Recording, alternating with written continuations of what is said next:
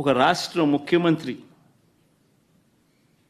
5 సంవత్సరాలు బ్రహ్మోత్సవాలలో తిరుమల తిరుపతి దేవస్థానానికి వస్త్రాలు సమర్పించిన నేను, ఇన్నిసార్లు తిరుమల తిరుపతి దేవస్థానానికి వెళ్ళిన నేను, ఈరోజు తిరుమల తిరుపతి దేవస్థానానికి నేను రాకూడదట, పోకూడదట.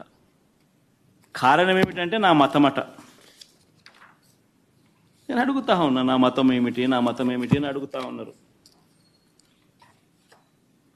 అడుగుతా ఉన్నా నా మతం ఏమిటని. అవును, 4 గోడల మధ్య నేను బైబిల్ చదువుతాను. తప్పేముంది? బయటికి పోతే హిందూ సాంప్రదాయాలను నేను అనుసరిస్తాను, గౌరవిస్తాను.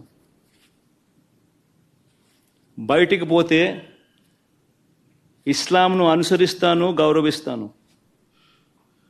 బయటికి పోతే సిక్కిజంను అనుసరిస్తాను, సిక్కిజంను నేను గౌరవిస్తాను. నా మతం ఏమిటని అడుగుతా ఉన్నారు. నా మతం మానవత్వం. డిక్లరేషన్లో రాసుకుంటానేమో రాసుకోండి.